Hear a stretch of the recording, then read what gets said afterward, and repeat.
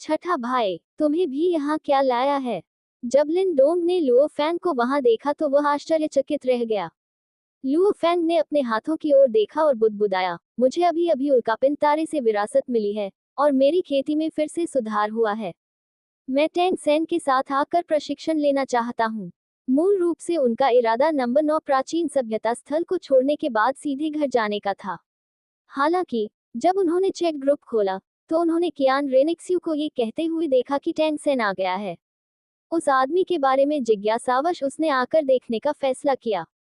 आखिरकार, जब मैंने पिछली बार एनीमे स्वेलोइंग द स्टॉर्स देखी थी, तो तांग सेन शुरुआती चरणों में हर एपिसोड के अंत में दिखाई देता था और दावा करता था कि वह उसके साथ एक अतिरिक्त मैच करना चाहता था। उसका रवैया बेहद अहंकारी था। इसलिए वह ये जानने के लिए बहुत उत्सुक था कि इस भगवान राजा के पास किस तरह की क्षमता है, जो हमेशा उसे दोबारा मैच के लिए चुनौती देना चाहता था। आपको अभ्यास के लिए टैंग सेन को क्यों चुनना पड़ा? वह मेरा है। जब लिन डोंग ने सुना कि तांग सेन से निपटने के लिए लुओ फैंग भी वहां था, तो वह तुरंत चिंतित हो गया। चूंकि जियोयान इस बार अन्य मामलों के कारण नहीं आ सका, वह आसानी से टैंग सेन का पूरा आनंद ले सकता था। अप्रत्याशित रूप से छठे भाई लुओ फैंग ने बिना एक शब्द कहे पीछा किया। लुओ फैंग ने समझाया, पांचवें भाई, चिंता मत करो, मैं इसके लिए तुमसे नहीं लड़ूंगा। आप पहले जाएं, और यदि आप इसे संभाल नहीं सकते तो मैं आगे जाऊंगा। ये सुनकर लिन डोंग के होंठ तेजी से हिले। बकवास बात करना बंद करो।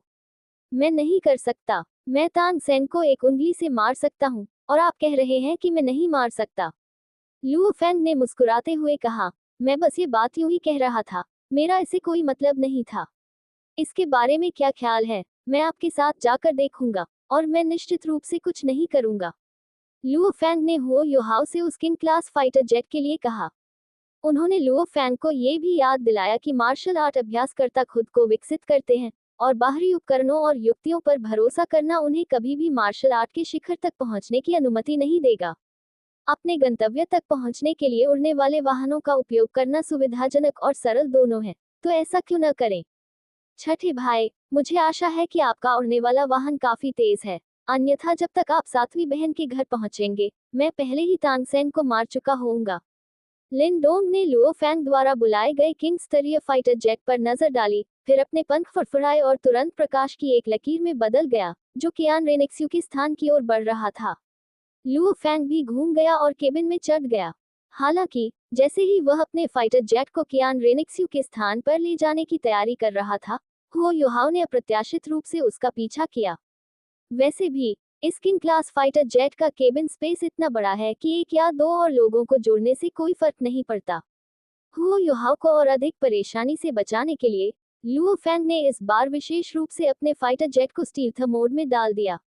इसलिए जब दोनों अपने फाइटर जेट में चले गए तो श्रेक अकादमी में किसी ने ध्यान नहीं दिया। एक ही समय में, लेकिन कियान रेनिक्स्यू ने उसके सवाल को नजरअंदाज कर दिया, ऐसा माना जैसे वह उसके कान में पाद रहा हो।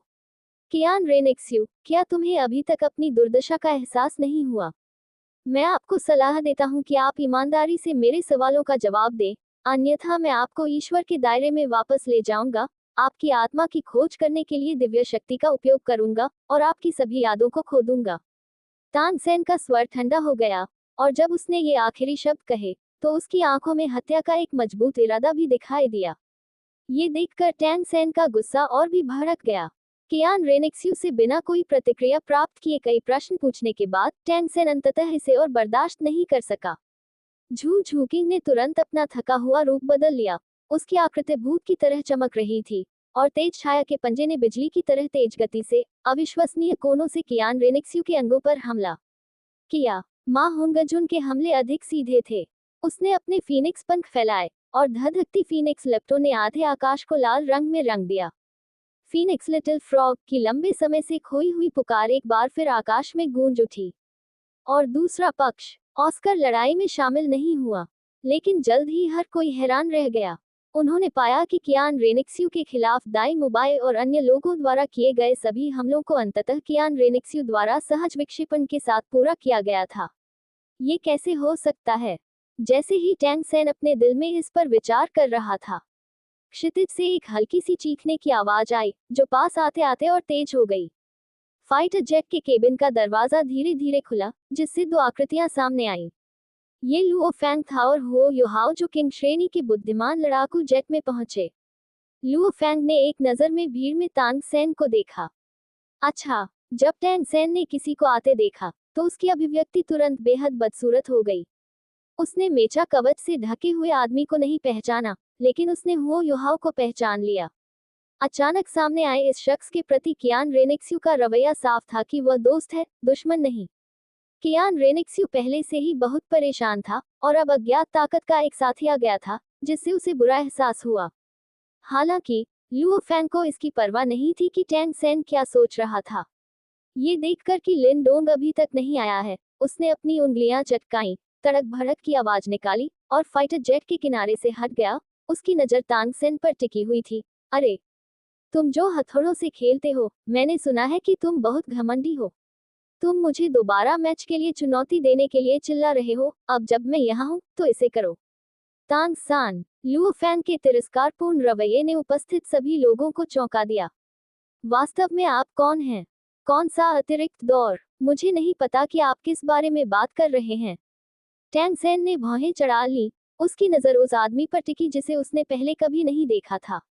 दूसरे पक्ष पर आत्मा की शक्ति में उतार चढ़ाव का कोई निशान नहीं था, लेकिन उसके पास एक ठंडी आभा थी जिसने उसे भी असहज महसूस कराया। इसने उन्हें इसे गंभीरता से लेने के लिए मजबूर किया। मैं कौन हूँ? लुओ फैंग के होठों के कोने पर एक ठंडी मुस्कान तैर गई। वह धीरे से मुस्कुराया। उसकी आवाज ऊंची नहीं थी, लेकिन स्पष्ट रूप से सभी के कानों तक पहुंच रही थी। तुम्हारे जैसा विदूषक मेरी पहचान जानने के योग्य नहीं है। यदि किसी ने तुम्हारे द्वारा अभी अभी कहे गए बकवास के उन कुछ शब्दों के आधार पर तुम्हारे भाग्य को पूर्व निर्धारित नहीं किया होता, तो तुम पहले से ही एक लाश होते। तुम्हारी हिम्मत कैसे हुई टिल्ड? तुम्हारा देवताओं का अनादर करने का साहस कैसे हुआ? लुओ फैंग के शब्द एक तेज चाकू की तरह थे, जो झू झूक्विंग और अन्य लोगों के दिलों में गहराई से चुभ रहे थे। तांग सान वह नेता थे जिन्होंने उन्हें ईश्वरत्व की ओर निर्देशित किया, और उनके दिलों में उनका बहुत ऊंचा स्थान था। वे यहाँ दूसरों को उसकी बदनामी करने की इजाजत कैसे दे सकते हैं? तुम एक मालकिन के प्रति अनादर करने का साहस कर रहे हो। तुम मृत्यु मांग रहे हो। दाई मुबाई ने बिना किसी हिचकिचाहट के अपनी शक्तिशाली दिव्य शक्ति का प्रदर्शन करते हुए दहाड़ लगाई। उसकी मांसपेशियां तेजी से उभरी और फैली, और उसका शरीर सफेद रोशनी से चमक उठा। उन्होंने सीधे तौर पर प्रवर्धन प्रकार के दिव्य कौशल व्हाइट टाइगर वज्र ट्रांसफॉर्मेशन और white tiger demon god transformation का उपयोग किया था। दो चरम अवस्थाओं के प्रवर्धन के साथ दाई मुबाई की आभा तुरंत अपने चरम पर पहुंच गई। इस समय वह एक वास्तविक प्रागैतिहासिक जानवर की तरह था। सिर से पांव तक एक भयानक आभा बिखेर रहा था, यहाँ तक कि उसके पैरों के नीचे का समुद्र भी दबा हुआ था और दांतेदार हो गया था। अगले सेकंड दाई मुबाई ने दोनों हाथों से पंजे बनाए, और उसका शरीर तुरंत एक सफेद बिजली के बोल्ट में बदल गया, जो सीधे लुओ फैंग के चेहरे की ओर बढ़ रहा था। ये पंजे का वार, उसके भीतर की सारी दिव्य शक्ति से परिपूर्ण, उसके जीवन का सबसे मजबूत हमला था। इसकी शक्ति सोने को भेदने और पत्थर को चकनाचूर करने के लिए पर्याप्त थी। उसे ऐसा महसूस हुआ मानो उसके बाघ के पंजे किसी प्राचीन, शाश्वत पर्वत को जकड़ रहे हों, और वह उसे 1 इंच भी हिला नहीं सका। मुबाई, जल्दी से पीछे हटो। झू झूकिंग को लगा कि कुछ गड़बड़ है और वह जल्दी से दाई मुबाई पर चिल्लाया। जैसे ही झू झूकिंग चिल्लाया, लुओ फैंग ने अचानक दाई मुबाई की मुट्ठी घुमा दी। इसके तुरंत बाद लुओ फैंग का दूसरा हाथ भूत की तरह आगे बढ़ा और दाई मुबाई का गला पकड़ लिया। कमजोर को पता होना चाहिए कि कमजोर होने का क्या मतलब है। तुम्हें मुझ पर हमला करने की अनुमति किसने दी? लुओ फैंग की आंखें चाकू की तरह ठंडी थी, किसी भी भावनात्मक उतार चढ़ाव से रहित। शब्द खत्म होने से पहले एक क्लिक हुई। लुओ फैंग ने अचानक अपनी 5 उंगलियों से बल लगाया और तांग सेन, झू झूकिंग और अन्य लोगों के ठीक सामने युद्ध के देवता दाई मुबाई की गर्दन को जबरदस्ती काट दिया। ऊर्जा का एक भयानक प्रवाह उसकी हथेली में प्रवाहित हुआ, जिसने दाई मुबाई की सारी जीवन शक्ति को तुरंत नष्ट कर दिया। दाई मुबाई की चौड़ी, उग्र आंखों में अभी भी भय और आक्रोश के निशान थे, लेकिन उनके भीतर की चमक जल्दी ही फीकी पड़ गई थी। लुओ फैंग ने अपनी पकड़ ढीली कर दी और दाई मुबाई के शरीर को लापरवाही से नीचे समुद्र में फेंक दिया, जैसे कि कचरा फेंक रहा हो। उसने एक तेज दहाड़ लगाई, और फिर उसका शरीर एक छाया में बदल गया जो लगभग अंतरिक्ष में विलीन हो गई। और किसी भी चीज की परवाह किए बिना लुओ फैंग की ओर दौड़ पड़ी। मैं चाहता हूँ कि आप इसकी कीमत अपनी जान देकर चुकाएं। झू झूकिंग पागल हो गया है। उसकी आंखें खून से लथपथ थीं और उसका शरीर दैवीय शक्ति से जल रहा था क्योंकि वह लुओ फैंग के साथ नष्ट होने की कोशिश कर रही थी। क्या मरने वाला कोई और है? तथापि झू झूकिंग के हताश हमले का सामना करने पर लुओ फैंग जरा भी नहीं घबराए। उसने अपने शरीर को थोड़ा सा हिलाया, झू झूकिंग के पंजे के वार से बाल बाल बचा और फिर अपने बाएं हाथ से झू झूकिंग के झरने वाले काले बालों को पकड़ लिया। रुको टिल्ड, टैन सेन ने समुद्री देवता का त्रिशूल निकाला और बचाव के लिए दौड़ने वाला था, लेकिन लुओ फैंग तेज था। उसने झू झूकिंग के बाल पकड़ लिए और उसे तेजी से अपनी ओर खींचा, साथ ही अपने दाहिने हाथ से वार किया और बिना किसी हिचकिचाहट के सीधे जोर से मार दिया। पे फिफ्थ, मांस को छेदने वाले ब्लेड की तेज आवाज आई। लुओ फैंग का दाहिना हाथ झू झूकिंग की छाती में पूरी तरह से घुस गया था। ये छाती के सामने से प्रवेश करता है और पीछे से बाहर निकलता है। उसकी हथेली पर झू झूकिंग के शरीर से खून के निशान भी बचे हुए थे। इससे पहले कि टैंग सेन प्रतिक्रिया दे पाता, लुओ फैंग की बांह अचानक फिर से कांपने लगी और मौलिक शक्ति के एक शक्तिशाली विस्फोट ने झू झूकिंग के आंतरिक अंगों और आत्मा को तुरंत चकनाचूर कर दिया। लुओ फैंग ने बिना किसी भाव के अपना हाथ हटा लिया और झू झूकिंग के शरीर को भी अशांत समुद्र में फेंक दिया।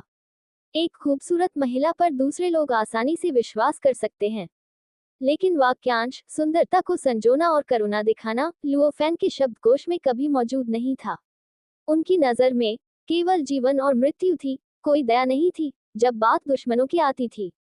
मौन, घातक सन्नाटा। जिस क्षण से लुओ फैंग ने दो शक्तिशाली देवताओं दाई मुबाई और झू झूकिंग के क्रमिक पतन की ओर कदम बढ़ाया, पूरी प्रक्रिया में केवल एक सांस ली।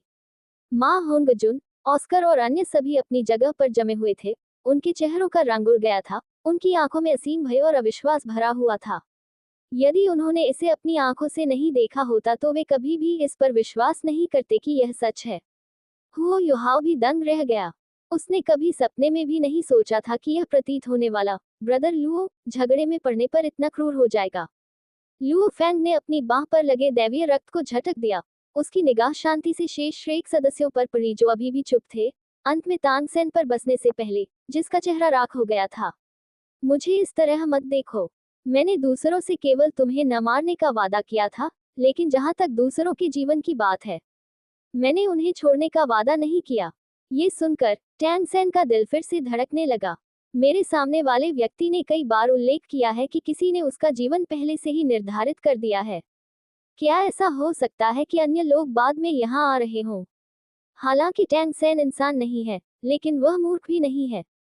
उसने पहले ही Luo Fang Ke kucha sabdam se kucha janakari prapta karaliti. Isaka matalaba hi ki yaham se eka ora vyakti a raha hi. I sake oliva, usake ora usa vyakti ke bika kucha sikayata ani kahi. Yadi vaha yaham rahana jari rakata hi. To usaka antima bhagya nisita rupa se di mubai ora usaki patni se bihatara nahim hoga. Isaka ihasasa hon para. Tanga sena ko akanaka pitch hatan ki ikamahasusa way. Kiana Ranakshu ka punarutana ora yaha rahasyamaya bhaktarabanda adami danam hi bahuda visitra hayam. Yi loga kauna hayam. Isaka pata logan se pahala use bilkalabi jaldabaji nahim karani kahi. Tisara bai. Mujay use jalakara mara delane du ora bosa di ka badala lena du. Jays hi tanga sana vakara kara rahada. Mahangajuna akanaka kuna se lathapatha ankam ke satha uragai. Di mubai ke prati anaka gahara snehada. Ora di mubai ki mertu ko dekakara. Vaha turanta apani suda buddha ko bath. Usake samain phoenix ki lapatem bedahasa jala rahi thim. Ora tivra garmi asapasa ke stana ko vikarta kara rahi ti. Isa samaya. Mahangajuna ne vastava memapane svayam ke javana ora adma ko jaladia. Jabarana apani takata ko dusar stara ke devata se pahale stara ke devata ke stara taka bar hadia. Fati. Aveji mata bano. Tanga sena akanaka silaya ora mahangajuna ko debane ke liapani devia sakti ka jabaradasti istamalakia. Jo lagabaga niantrana se bahara ho gayada. Luo fenga devara kahi gai sabda. Kisi ne apaka javana pahale se hi nerdharida karadia hi. Usak damaga mem eka setavani ki ganti ki taraha baha yutha. Du sarapaksa spasta rupa se tayarada. Yadi me munes ulajata raha to sayada ve sabi asia yahim mara jayange. Tanga Sena ne eka nirnayaka kadama uthaya, Samudra Devata ke Trisula ko hava mem sahi sunaher ger banan ke lila haraya, Samudra Devata ki saktizali divya sakti age bari,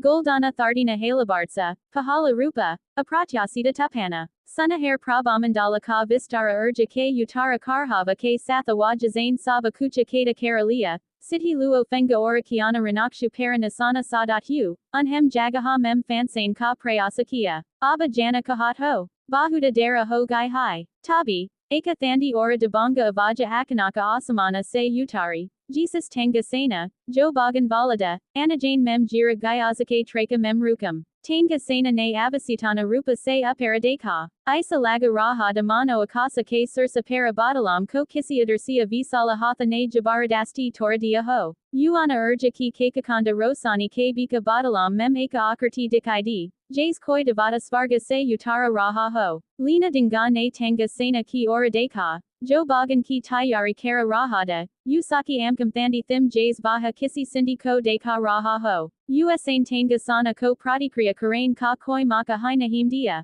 Azaz Pahale Ki Vaha Balana Samapta Karata, Usain Apani Ungalium Talavara Mem Utime Ora Us Nice Sunya Mem Dabadia, Jays Svarga Ora Perthvi Ki Malika Urja Hinsaka Rupa Se Bari, Eka Visala Ungali, Varnana Se Pair, Anajanata Gahana Runam Se Lipati Way, Badalam ke Madhyama se Cheti Gai Ora Siddhi Tanga Sena ki Ora Kukali Gai, Yaha Visala Ungali, Yaham Taka ki Asaki Noka B, Eka Alt Parvata ki Taraha Hai, Jo Lagabaga Pura Kasa ko Kavara Karati Hai, Isa Adersia Dabava ke Karana Nice ka Visala Samudra Nice ki Ora Juka Gaya, Jesus Eka Visala Besina Bana Gaya. Samudra ka pani bedahasa bahara ki ora barha gaya, Jesus yumchi laharam peda huim, Tanga sena ki pudalium pinapointa ke akara taka sakura gaim, Sunahara prabhamandala, Jo paravartana ko kunati deda wa pradita hodada, Visala ungali ko shuthai bulabul ki taraha baikara gaya, Da goldana thardina halabartsa navara tu ratarna, Samudra devata ki nili sunahari rosani ora asura ki gahari lala abba apasa mem jurakara eka vinasakari tuphana banagai,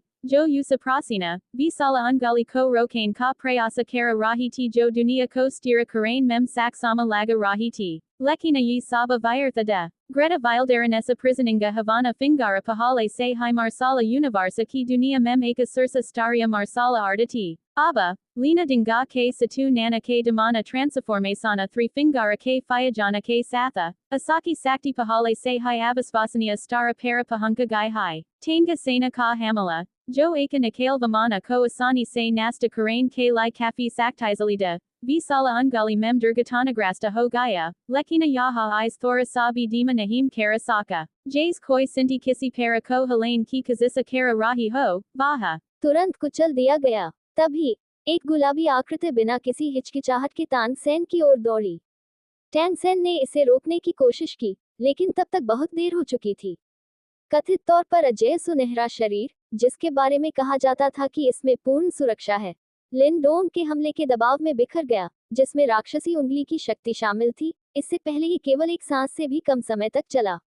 सुनहरी रोशनी तुरंत मंद हो गई।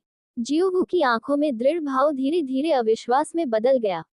इसके बाद उसका दिव्य शरीर उस अवर्णनीय बल के कारण इंच दर इंच टूट गया, बिल्कुल चीनी मिट्टी के नाजुक टुकड़े की तरह। अंत में एक तेज धमाके के साथ ये प्रकाश के अनगिनत बिंदुओं में विस्फोटित होकर हर जगह उड़ गया। नहीं, मेरे प्रिय, जियोहू टैंगसेन ने असहाय होकर देखा कि उसकी प्रेमिका को उसकी आंखों के सामने नष्ट कर दिया गया था। उसका पूरा अस्तित्व तुरंत अंतहीन दर्द और पागलपन से भस्म हो गया था। ये देखते हुए कि स्थिति अच्छी नहीं थी, निंग रोंगरोंग ने तानसेन की मदद करने का प्रयास करते हुए एक हाथ से 9 ट्रेजर ग्लेज टाइल पैगोडा उठाया। 9 खजानों के नाम हैं, पहला ताकत, दूसरा गति। एक तेज कर्कश ध्वनि निकली। चमकदार और शानदार 9 ट्रेजर्स ग्लेज्ड पैगोडा को स्काई पियर्सिंग शटल ने छेद दिया था, जो तुरंत दरारों से ढक गया था। बूम! 9 ट्रेजर ग्लेज्ड पैगोडा तुरंत धूल में मिल गया। उसकी युद्ध भावना को जबरन तोड़ दिया गया। निंग रोंगरोंग पर मानो बिजली गिरी हो, जिससे मुंह से खून निकल रहा हो। उसका मुख लाल हो गया और वह सीधे आकाश से नीचे गिर पड़ी। रोंगरोंग टिल्ड, मैं तुमसे लड़ूंगा। ऑस्कर ने तुरंत एक प्रतिकृति दर्पण सॉसेज निगल लिया। उसकी आत्मा की शक्ति बढ़ गई और वह तुरंत एक सफेद बाघ के पंजे को संघनित करते हुए दाई मुबाई में बदल गया और किसी भी चीज की परवाह किए बिना लुओ फैंग की ओर बढ़ गया। कचरे के एक टुकड़े की इतनी हिंसक हरकत करने की हिम्मत कैसे हुई?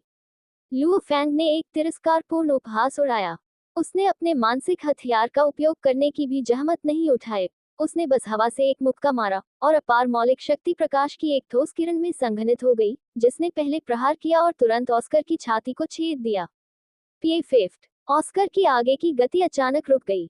उसने नीचे अपनी छाती में खुले छेद को देखा, फिर निंग रोंग को जमीन पर गिरते हुए देखा। उसकी आंखें आक्रोश और लालसा से भर गईं। फिर दाई मुबाई के नक्शे कदम पर चलते हुए उनकी जीवन शक्ति पूरी तरह से गायब हो गई। तांग सान की तरफ जियोवू के बलिदान ने ग्रेट वाइल्डनेस कैद हेवन फिंगर को पूरी तरह से नहीं रोका, लेकिन केवल इसके वंश को थोड़ा धीमा कर दिया। बची हुई उंगली का बल अभी भी सब कुछ कुचलने दबाने की शक्ति रखता है तांग सेन पर कठोर, जिसका दिमाग जियोवू की मृत्यु के कारण ढह गया था। भयानक ऊर्जा प्रभाव के तहत समुद्री जल तुरंत वाष्पीकृत हो गया और जलवाष्प का एक सफेद बादल एक विशाल मशरूम बादल की तरह आकाश में उड़ गया, जिसने हवाई क्षेत्र के उस क्षेत्र को पूरी तरह से ढक लिया। समुद्र के नीचे गहरा तेज ज्वार से तांग सान का शरीर टुकड़े टुकड़े हो गया। उसकी इच्छा शक्ति खत्म हो रही है, उसकी दिव्यता खत्म हो रही है। हालांकि उसे जो शारीरिक दर्द महसूस हुआ वह अपने प्रिय को खोने की पीड़ा की तुलना में कुछ भी नहीं था। उसकी आंखों के सामने प्रकाश के छींटों में बदलती जियोवू की छवि सबसे तेज ब्लेड की तरह थी, जो धीरे धीरे उसकी आत्मा को पीड़ा दे रही थी। इससे उसका दिल इतना टूट गया कि वह मुश्किल से सांस ले पा रहा था। भाई, तुम्हें जीना ही होगा। अचानक एक परिचित प्रेत ध्वनि गूंजी। टैंग सेन को कुछ महसूस हुआ और उसने बड़ी मुश्किल से अपनी आंखें खोली। तभी उसके दिमाग में एक स्लाइड शो की तरह एक अविश्वसनीय रूप से स्पष्ट छवि उभरी। ये फूलों का एक शानदार समुद्र था।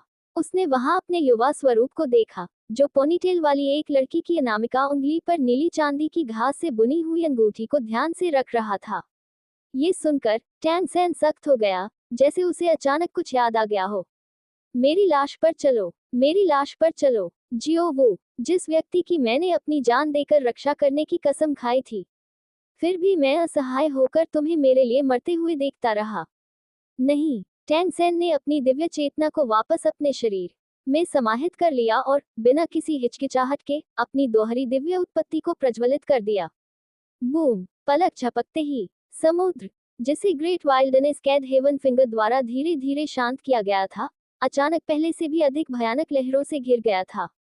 तभी 1 किलोमीटर से भी अधिक व्यास वाली गहरी सुनहरी रोशनी की किरण, अत्यधिक द्वेषपूर्ण ऊर्जा और दुख लेकर गहरे समुद्र के तल से समुद्र की सतह से टकराए और सीधे आकाश में चली गई।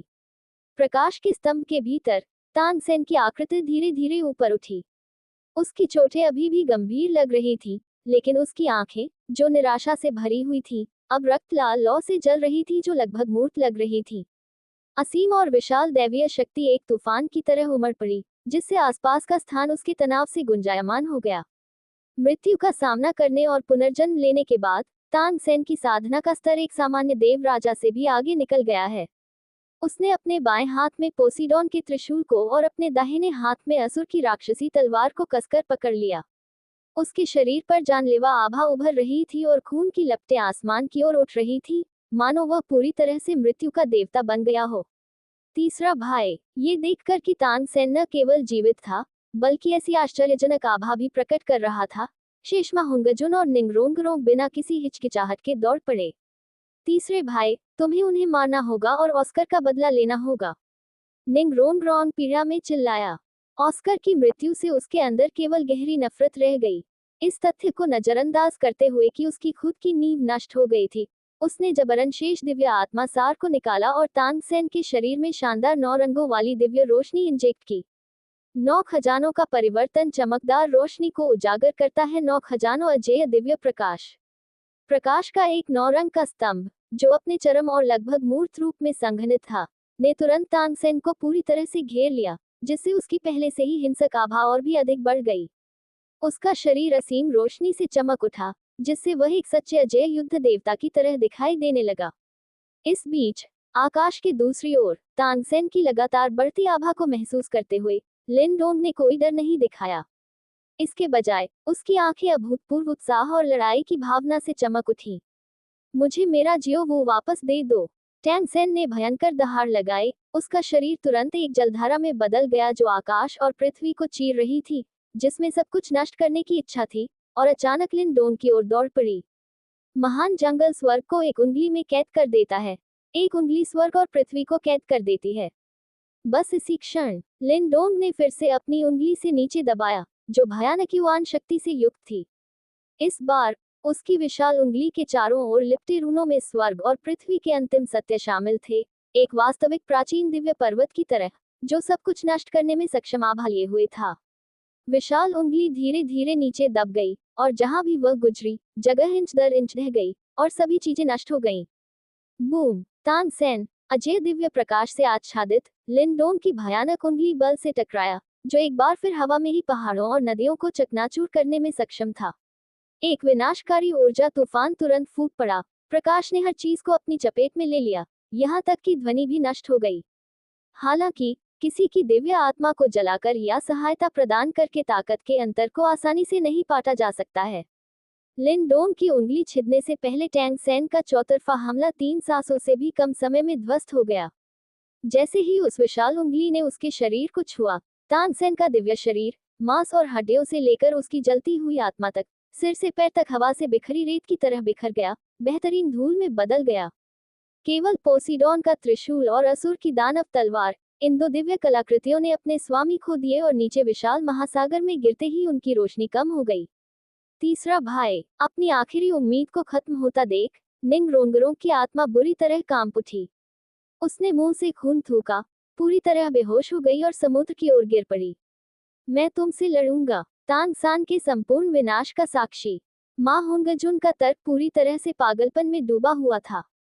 फीनिक्स की लपटें और दिव्य आत्मा की आग उसके चारों ओर प्रज्वलित हो गई, जिसने उसे एक विशाल उग्र उल्का में बदल दिया, जो लापरवाही से लिन डोंग की ओर बढ़ी, जिसने अभी अभी अपनी उंगली पीछे खींची थी।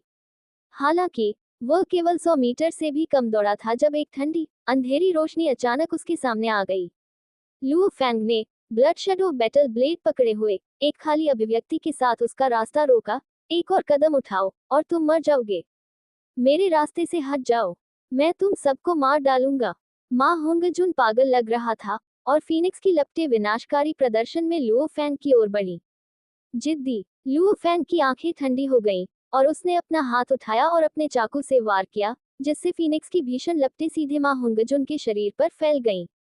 मां हुंगजुन का दिव्य शरीर, उसकी जलती हुई दिव्य आत्मा के साथ, हवा में 2 भागों में विभाजित हो गया, फिर एक धमाके के साथ फट गया, जो अनगिनत उड़ती हुई चिंगारियों में बदल गया। दाई मोबाई, झू झू किंग, जियोवो, ऑस्कर और मां हुंगजुन सभी एक के बाद एक नष्ट हो गए। लिन डोंग की धरती को चकनाचूर कर देने वाली उंगली के प्रहार से भगवान राजा तान सेन पूरी तरह से नष्ट हो गए थे। एक समय के दुर्जय श्रेक 7 डेविल्स में से केवल निंग रोंग रोंग, जो मानसिक चोट लगने के बाद समुद्र में गिर गया था, जीवित बचा है। लिन डोंग ने उस दिशा पर नजर डाली जिस दिशा में निंग रोंगरों गिरा था। उसकी आंखों में एक जटिल दृश्य चमक रहा था। यहाँ आने का उनका एकमात्र उद्देश्य तांग सेन को देखना है। अब जब टैंग सेन को उसके ही हाथों मार दिया गया है, तो उसके दिल में दबी हुई सारी भावनाएं बाहर आ गई हैं। जहां तक उस महिला की बात है जो अपंग हो गई है, उसका उसे अंतिम आदमी तक मारने का कोई इरादा नहीं है। चलो छठे भाई, टैंग सेन मर गया है, हमें अब वापस जाना चाहिए। लिन डोंग ने लुओ फैंग की ओर देखा और बोला। और भी कई। लुओ फैंग ने समुद्र की ओर देखा, उसकी आंखें चमक रही थी, और कहा, जो लोग तांग सेन के साथ थे, उनमें अभी भी एक महिला जीवित है। क्या हमें उसे भी मार देना चाहिए? मैंने पिछली बार अपने बड़े भाई को ये कहते हुए सुना था कि श्रेक 7 डेविल्स एक इकाई थे।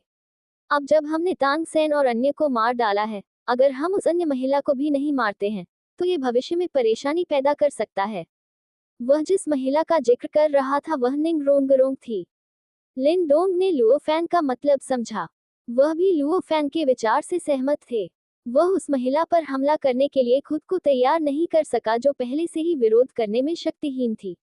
लिन डोंग एक पल के लिए झिझके, फिर लुओ फैंग की ओर देखा और कहा, छठे भाई, आप सही कह रहे हैं, लेकिन मैं इस मामले में शामिल नहीं होना चाहता। लुओ फैंग ने बिल्कुल भी संकोच नहीं किया। इससे पहले कि वह बोलना समाप्त करता, उसका चित्र धुंधला हो गया, और वह तुरंत प्रकाश की एक काली रेखा में बदल गया, जो एक तेज तलवार की तरह अशांत समुद्र में छेद कर रही थी। कुछ समय बाद लुओ फैंग पानी से टूटकर हवा में लौट आया। पूरा आकाश अचानक अंधकार में और उदास हो गया, मानो किसी अदृश्य हाथ ने सारी रोशनी बंद कर दी हो। बादल बेतहाशा घूमते रहे, जिससे एक विशाल भंवर बन गया। भंवर के केंद्र में कोई ठोस वस्तु नहीं थी, बल्कि एक बेहद उदासीन आंख धीरे धीरे खुल रही थी और इस समुद्री क्षेत्र को देख रही थी।